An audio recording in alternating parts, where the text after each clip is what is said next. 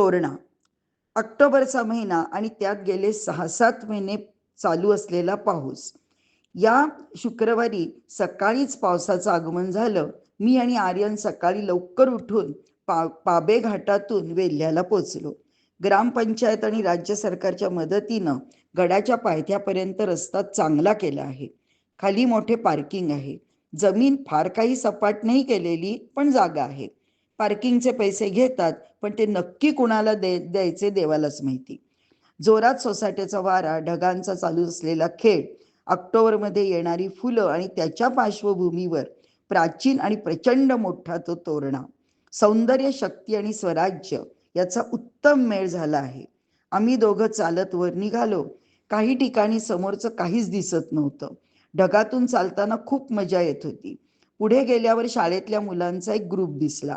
त्या मास्तरांशी बोलल्यावर समजलं की त्या अगदी सकाळी पहाटे पलूसवरून आले होते. कौतुक वाटलं सगळ्यांचं.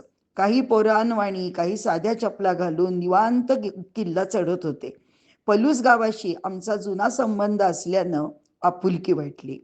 किल्ल्याचा जवळचा शेवटचा खडा कातळ चढताना दमछाक होते. शिवाजी महाराजांनी वयाच्या 16व्या वर्षात हा पहिला गड जिंकला होता. त्या शूरवीर राजाला साष्टांग नमस्कार घालून आम्ही गडाच्या दरवाजापाशी पोचलो. पूर्णपणे ढगात असल्यानं काही फूट पलीकडचं काहीच दिसत नव्हतं. गडाची बऱ्यापैकी डागडुजी चालू आहे आणि काही भागामध्ये व्यवस्थित पायऱ्या आणि माहिती फलक पण लावले आहेत. वरती जुने मेंगाई देवीचे मंदिर आहे. तिथे नमस्कार करून आणि इतर प्रमुख खुणा बघून आम्ही थोड्या वेळ गडावर फिरलो.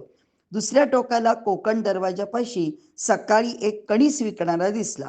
गरम गरम कणीस खाऊन आम्ही परतीची वाट धरली. खाली येताना जसजसे ढगातून बाहेर आलो तसतसे आजूबाजूचा सह्याद्री परिसर बघून विमानातून खाली येताना जसं दिसेल तसंच वाटलं. डावीकडे चापट धरण आणि उजवीकडे दूरवर दिसणारा सिंहगड आम्हाला पुण्याला परत बोलवत होता.